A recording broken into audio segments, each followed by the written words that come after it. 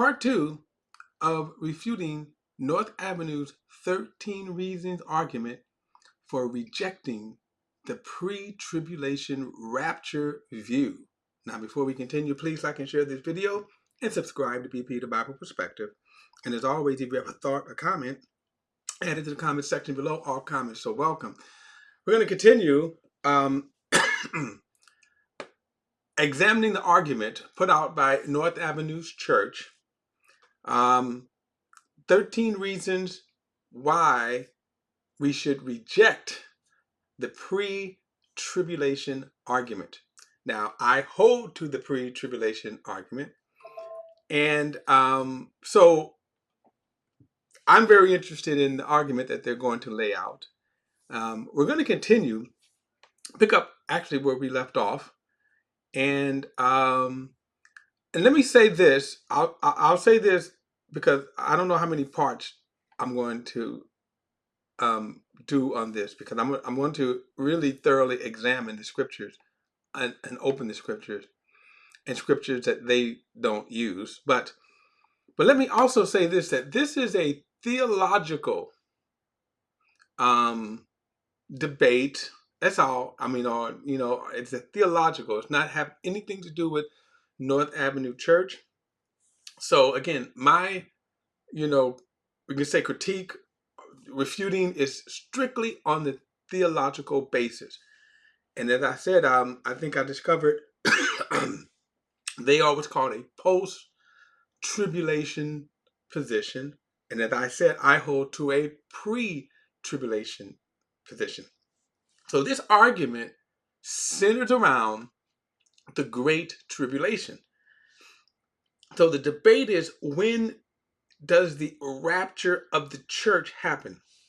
Before the tribulation period began, which I hold to, during the middle of the tribulation period, or at the end of the tribulation period, which they hold to, if I understand them correctly.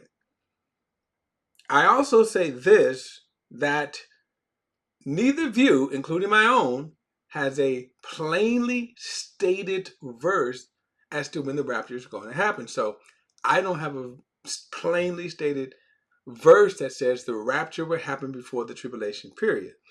They don't have a plainly stated verse that says the rapture is going to happen at the end of the tribulation. We have our circumstantial beliefs, evidence based on scripture. I just believe mine is correct. And no doubt they believe theirs is correct as well. And I say that to say, at the end of it, we can just agree to disagree in love in Christ. And as I often say, you'll be surprised how hostile people become over this theological discussion. I mean, they get really ungodly and outside of Christ because they get very hostile. Let's avoid that. So again, I'm going to pick up where we left off in the argument, and I'll let the brothers here lay out their case, and then I will respond with scripture as we go. Now, let me also say this, that because this is a very popular, this video had 187,000 views. So YouTube may interrupt us with ads, because I'm going straight to, I'm on the YouTube page itself, playing the video, and then also I'm on, with my Bible app. So that's, I don't know a better way of doing it, and I may have one, I just don't know, kind of being kind of an old fogey here. But at any rate, if the ads happen, we scroll through the ads as quickly as we can. All right, so again, we're going to pick up where we left off, and then let me exhort that if you want to hear any of the previous part one, in which we covered a lot of ground, and we will cover more. So here we go. Now, he's getting ready to start in Matthew 24. And so we will see what his argument is. want to mention it because it's what the book Left Behind is based on. Okay, so maybe it's a cheap shot, but I just want to take a quick shot at the title Left Behind. If you look at Matthew 24, look down at verse 36 of Matthew 24, Jesus says, "But concerning that day and hour, no one knows, not even the angels of heaven nor the Son, but the Father only." We could talk about what that means another time, but verse 37, "For as were the days of Noah, so will be the coming of the Son of Man. For as in those days before the flood, they were eating and drinking, marrying and giving in marriage until the day when Noah entered the ark, and they were unaware until the flood came and swept them all away. So will be the coming of the Son of Man. Then 2 men will be in the field, one will be taken and one left. 2 women will be grinding at the mill, one will be taken and one left." That's left behind right there. "Therefore stay awake, for you do not know at what hour the Lord is coming." Now just real quick, if you look here, Jesus compares his return to what Old Testament event? Noah's flood. And Jesus says here, when the flood came, Noah and his family entered the ark, and those who were judged were what? They were swept away. So those who are taken away in Noah's flood are those who experience God's judgment. Those who are left in the boat are those who are saved. Left behind are the people who are saved. Then Jesus says, when I return, it's going to be the same way. One will be taken, that is taken away to judgment, like the flood, taken away, swept away in judgment. The other one will be left behind to meet Christ in the air, left behind to be saved. So I actually think the phrase... Again, so if we're not careful, we can see how he's inserting thoughts into Matthew 24 that's not stated. So let's go to Matthew 24. And so I'm going to go back now and let's start at the beginning. Because again, he's inserting things into the text that shouldn't be there, okay? Let me say right off the bat, and I'm building up to this, but let me say off the bat that Matthew 24 is not talking about the rapture of the church. Okay, it's not talking about the rapture of the church. Okay? So, let's go back to verse 1. In fact, what I'm going to do is I'm going to go back to Matthew 23 to verse 37. Jesus just gave a scathing rebuke of the Pharisees, and then he concludes by saying this: "Jerusalem, Jerusalem, she who kills the prophets and stones those who are sent to her. How often I wanted to gather your children together, as a hen gathers her chicks under her wings. You were not willing. See, your house is left to you desolate. For I tell you, you will never see me again until you say, 'He who comes in the name of the Lord is the blessed one.'" Now, to date, this has not come to pass. In other words, in AD 70, we could say that the house left to you desolate occurred. We'll get into that in a moment. But the fact that when Jesus says, "You will never see me again until you say, 'He who comes in the name of the Lord is the blessed one.'" Now, why am I kind of emphasizing this? There are people that believe that in 1947, when Israel became a nation, that was a prophetic fulfillment. It wasn't. How do we know? Jesus gives us very specific details what to look for. One, the nation of Israel did not say, and to date, they have not said, "He who comes in the name of the Lord is the blessed one." Why? Because Jesus has not come. All right. So, and by the way, the nation of Israel today is a very secular nation. So this is not a fulfillment of prophecy at all. They're very specific. Again, there's very specific details of what would happen when they come. Let me give you an example too. So, just so we can be up on it. Which one do I want here? Let me try Ezekiel. As much as I have been with this, I should know these things by heart. But anyway, let's say Ezekiel 11, and let's see if this is what the one I want. Ezekiel, all right. 11, let's look at, here we go. So, again, let's pay attention to details. So, Ezekiel chapter 11, and I'm going to start reading from verse 16. Now watch this. Therefore say, this is what the Lord God says, though I sent them far away among the nations and scattered them among the countries, yet for a little while I have been a sanctuary for them in the countries where they have gone. Therefore, this is what the Lord God says, I will gather you from the peoples and assemble you from the countries where I have scattered you, where you have been scattered, and I will give you the land of Israel. Okay? So if this happened in 1947, okay, let's go further and get some details. When they arrive there, they will remove all its detestable things and practices from it. Now, from this prophecy perspective, this didn't even happen after the 70-year exile. They came back to the land and immediately fell into sin. Okay. And the 70-year exile wasn't a fulfillment of this, because notice what happened. There was no, watch this, when they arrived there, they were, now watch this, verse 18, when they arrived there, they will remove all its detestable things and practices from it, and I will give them one heart and a new spirit within them. I will remove their heart of stone from their bodies and give them a heart of flesh, so they may follow my statutes and keep my ordinances and practice them. Then my people, then they would be my people, and I would be their God. But as for those whose hearts pursue their desire for detestable things and practice, I will bring their actions upon their own head. So again, did this happen in after the 70-year exile? No. Did this happen even in 1947? I'm sorry, did this happen around 80, 70? No. And certainly did it happen around 1947? No. All right.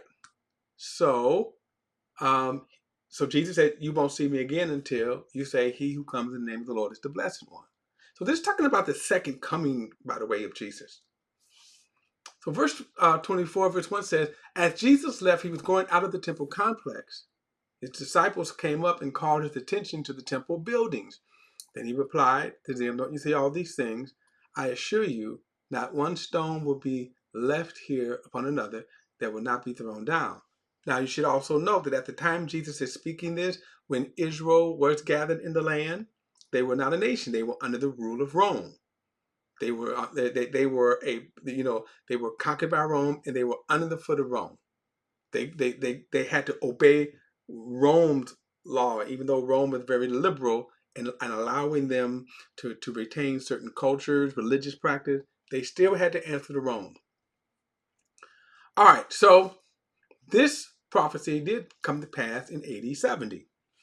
So verse 3 says, while they were sitting on the Mount of Olives, the disciples approached him privately and said, tell us, when will these things happen?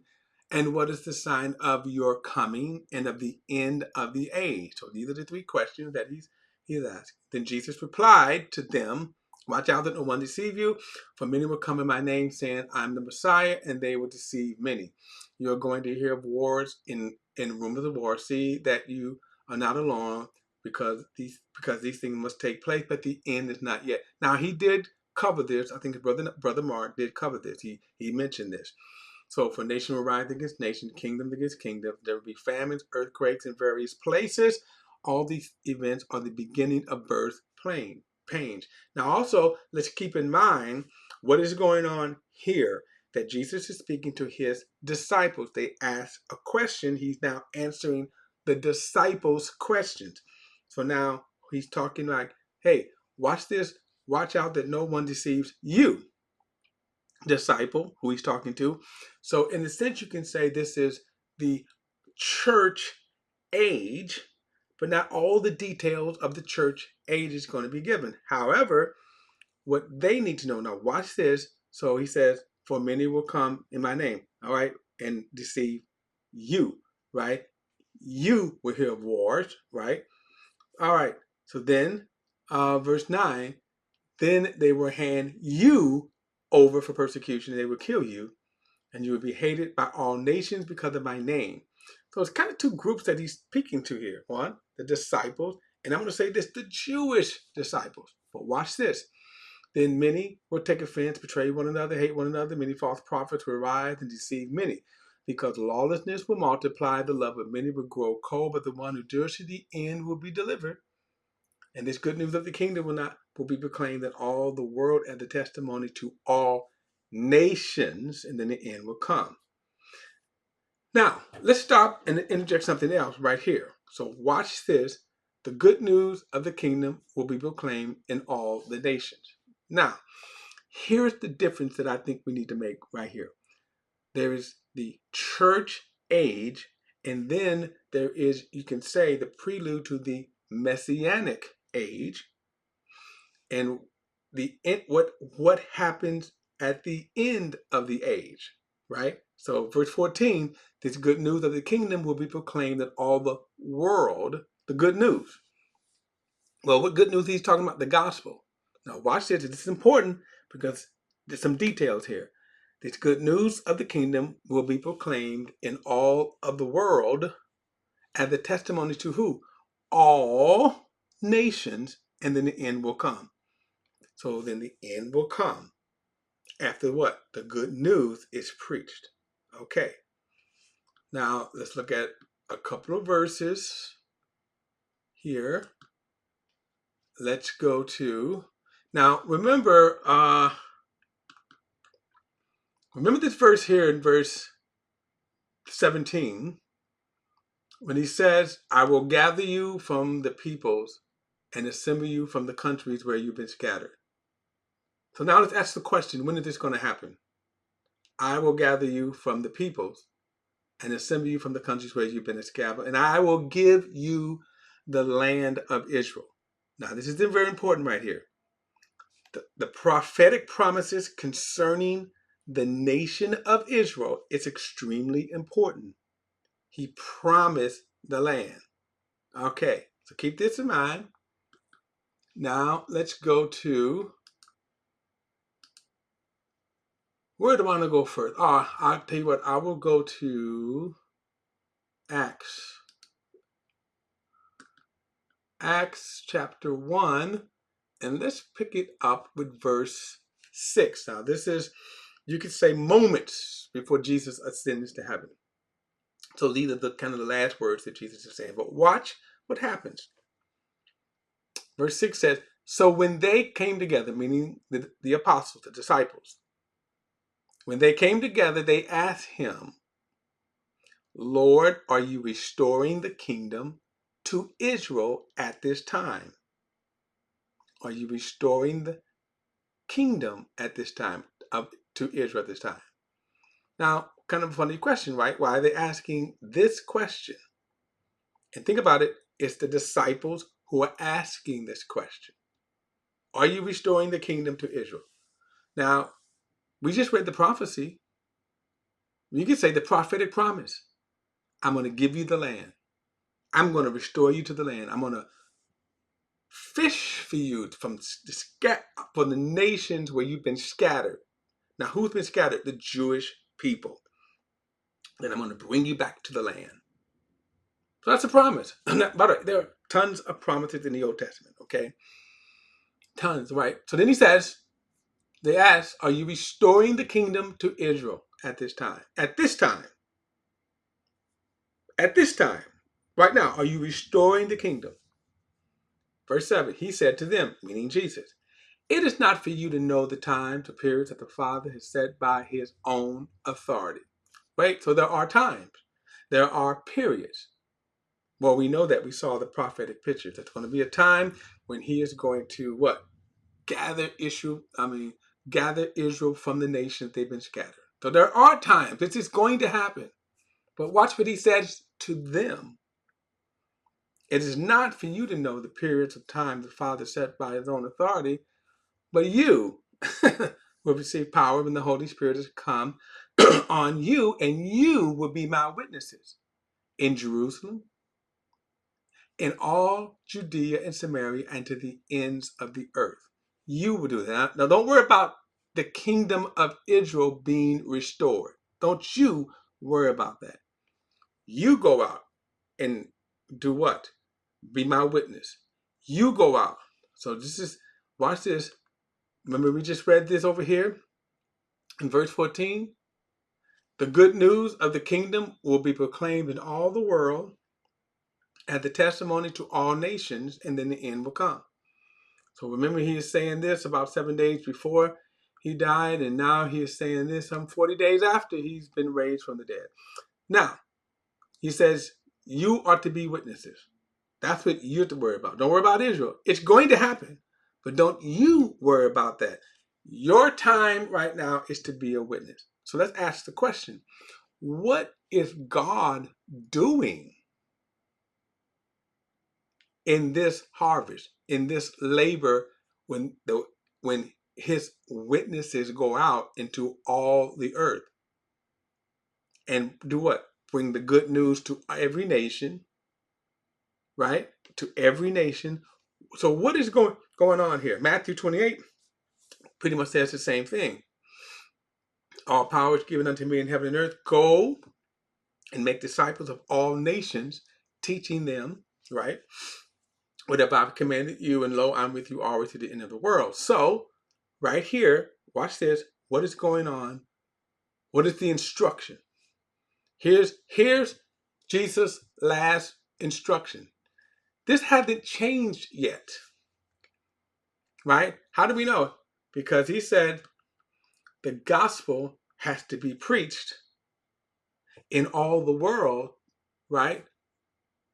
As a testimony to all nations. That's the disciples' prime directive and corrective. This is what we're supposed to do. So now he goes on and says, verse 15, he switches thoughts now. Verse 14 talks about the good news of the kingdom to all nations, to the world, to all nations. Now, guess what happens? He switches thoughts. Verse 15, so when you see the abomination that causes desolation. What does that got to do with the whole world? Watch this. Spoken of by the prophet Daniel, standing in the holy place. Let the reader understand, and those in Judea flee to the mountains. Where? In Judea. So what does that have to do with verse 14? Going into all the world, preaching to all nations, being a witness to all the nations. See, there's two different things going on here. Two different things. So when does the abomination? Remember, I told you this in part one.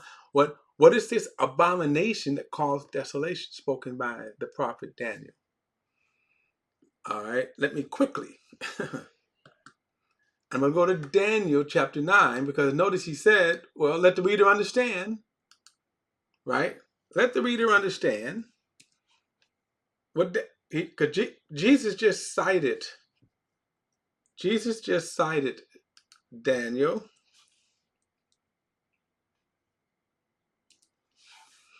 All right, so this is what Jesus says right here. So when you see the abomination that caused desolation, spoken by the prophet Daniel.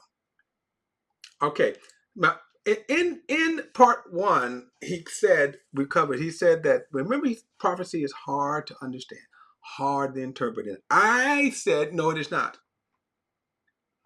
Let me add that prophecy is exhaustive, meaning there's a lot that you should read. So, for example, what we read about in Ezekiel. Watch this, what we're getting ready to read. So we have to have that in order to understand Matthew. So far, it's not hard. Why? Because Jesus says, when you see the abomination that caused desolation, stop. I don't know what that is. Well, good. But no, good. Fortunately for us, Jesus is going to tell us where we can know.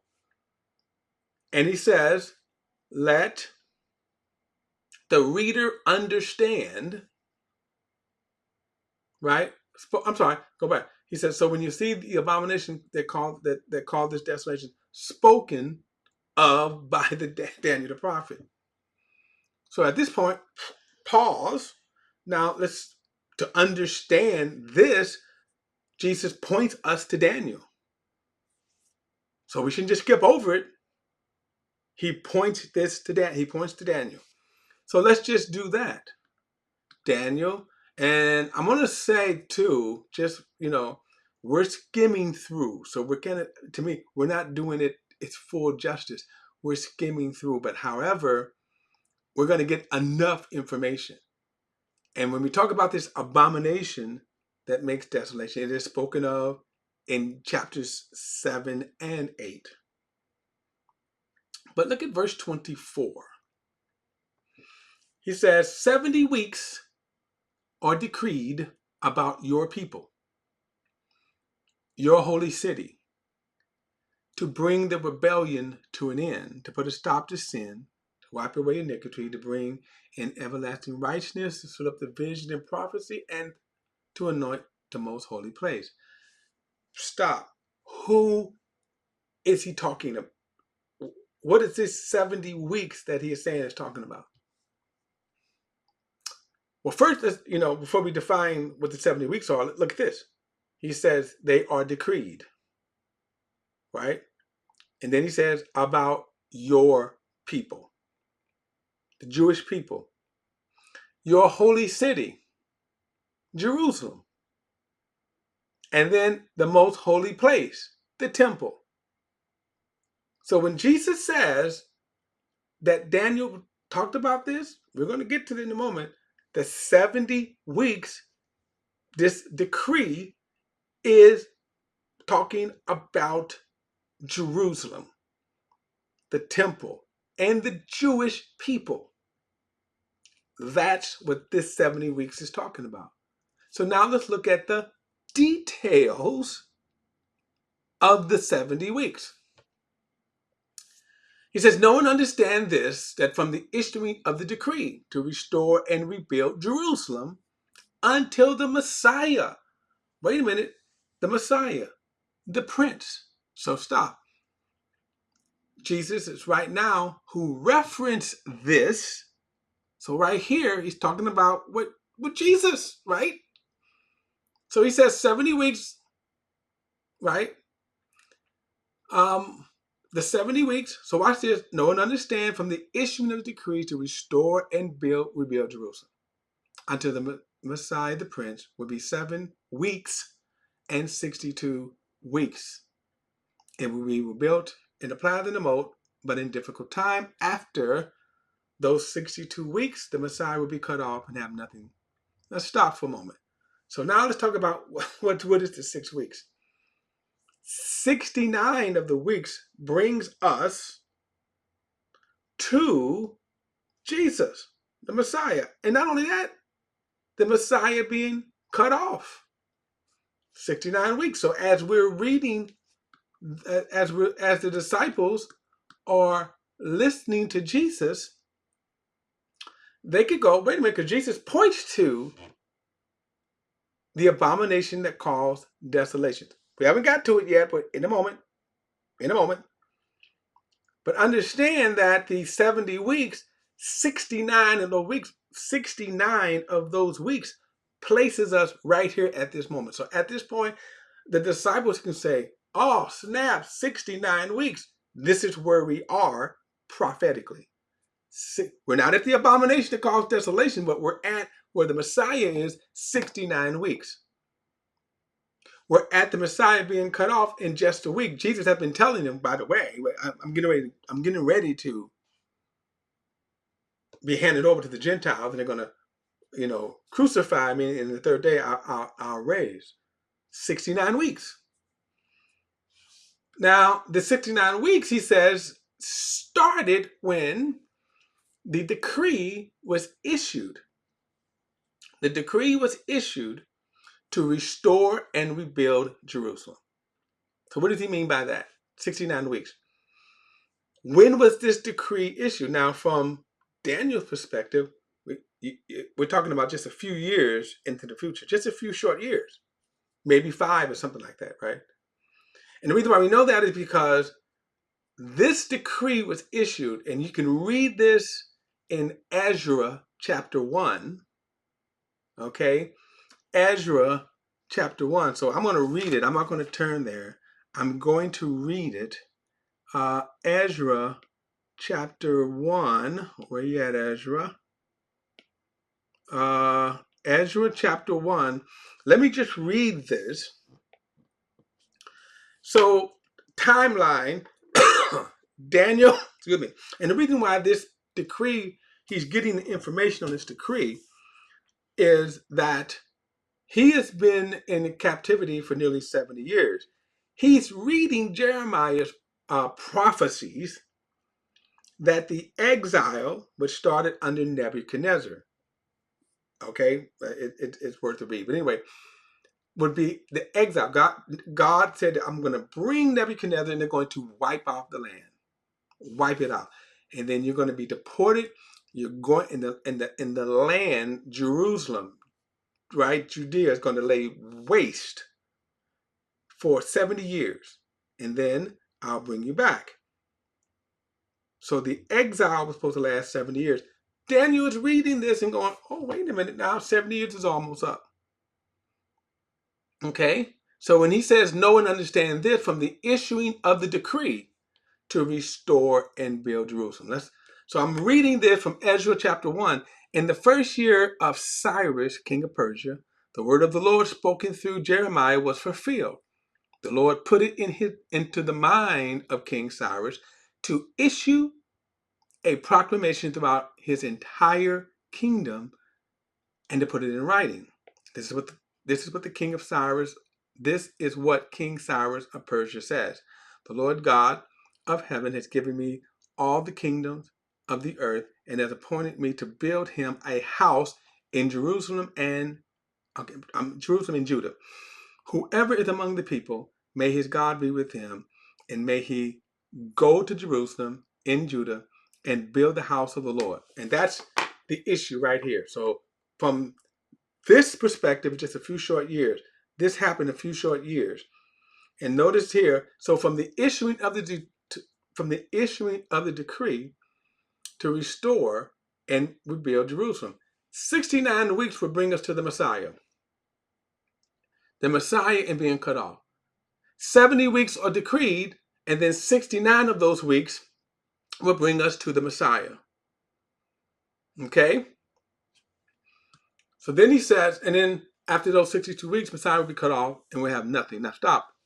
Because just like in Matthew 24, from verses 14 to verse 15, we have a shift in thought. Right here, we have a shift in thought. He says the people of the coming prince will destroy the city and the sanctuary, and the end will come with the flood. Until the end, there will be wars, desolations are decreed. So the coming prince, right, going to do some damage. Now, so then he says he will make a firm covenant with one for 1 week. Now remember, we already got 69 weeks under our belt, bringing us to the Messiah.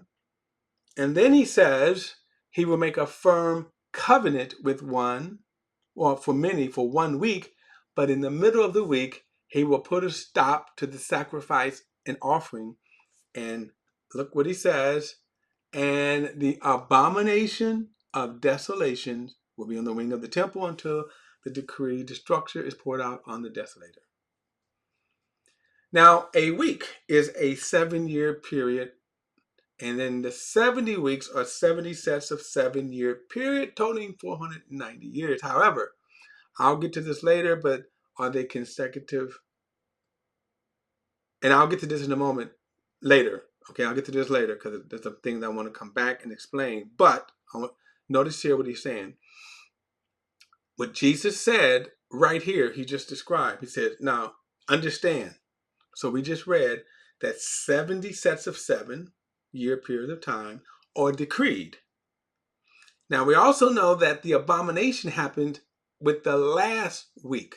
So 69 weeks brings us to the Messiah and the cutting off of the Messiah. Then the last week, or the 70th week, we see this abomination that happens. And then Jesus says, that when you see the abomination that causes desolation spoken by the prophet Daniel standing in the holy place.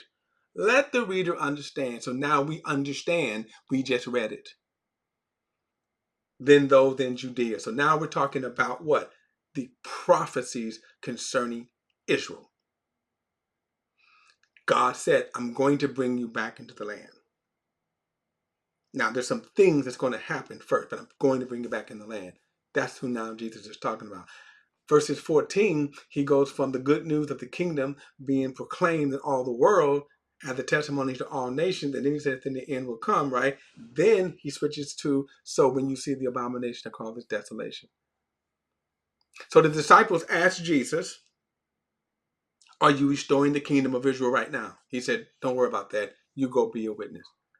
And what I'm going to get into later is what is this witness? What's going on during this period of time? But later on that. So that we understand that. So when you see the abomination that causes desolation spoken by the prophet Daniel standing in the holy place, which at this time is week 69. We're up to the 69th week in the 70-week decree. Then he says, then those in Judea must flee to the mountains. A man on the housetop must not come down to get his things out of the house. A man in the field must not go back to get his clothes.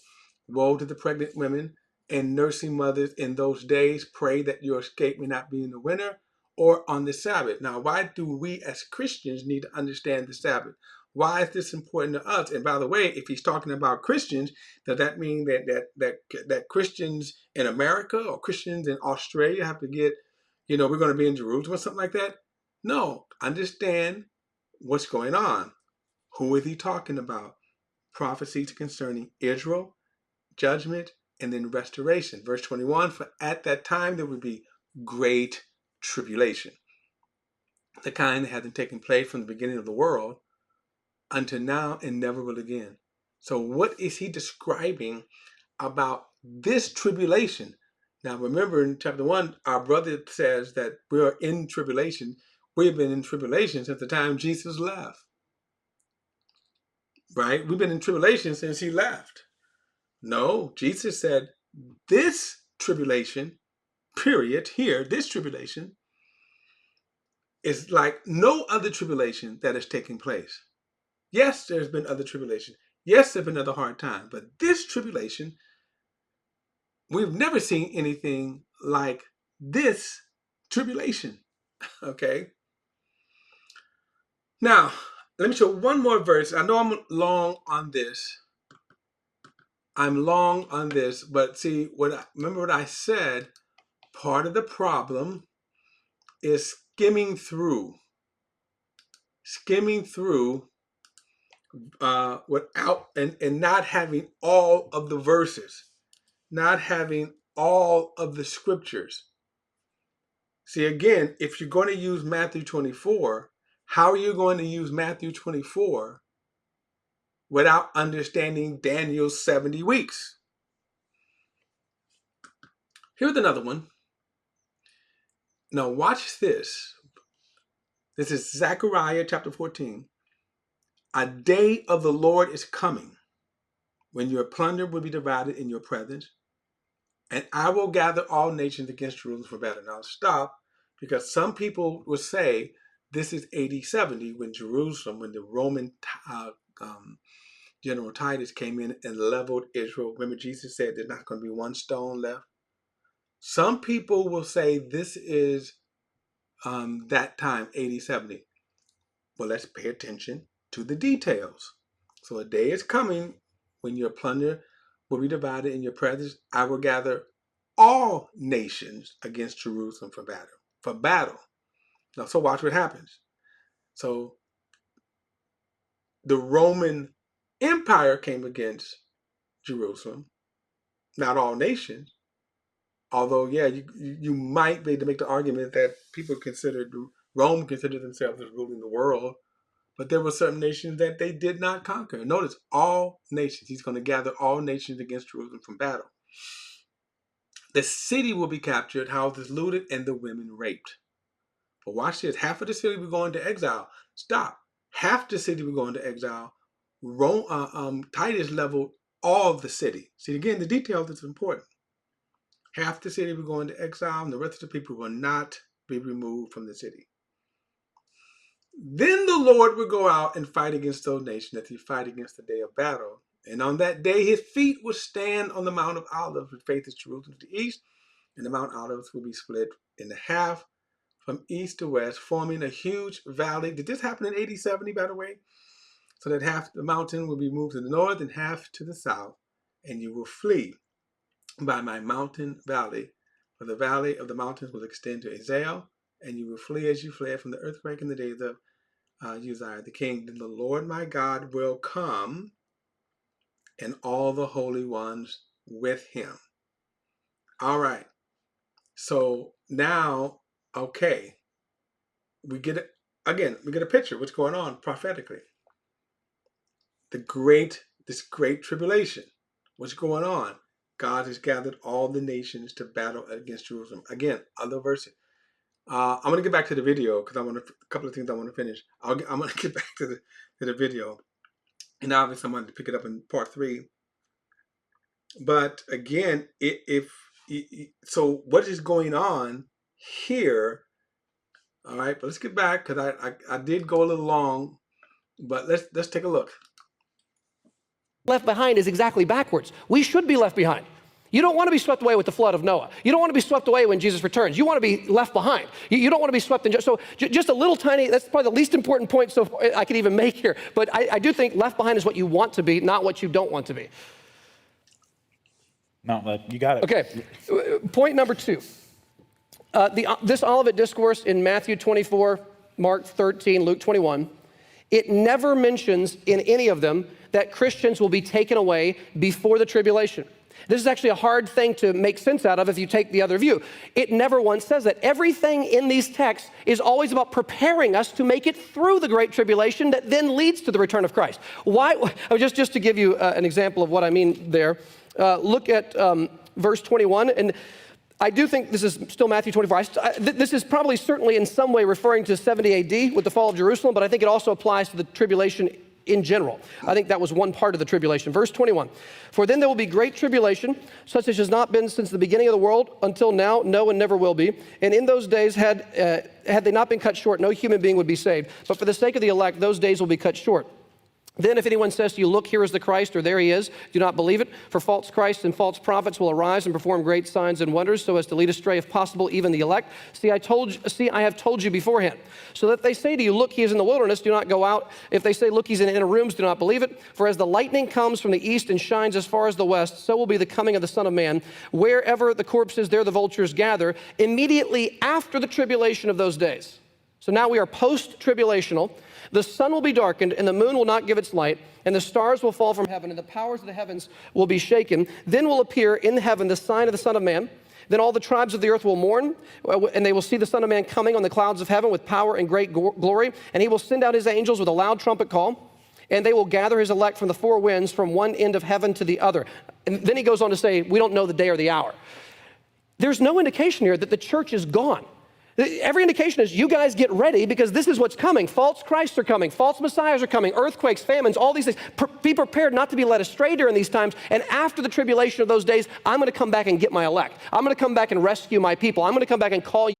Okay, I'm going to stop here because I want to pick it up in part 3 because we're going to talk about the elect.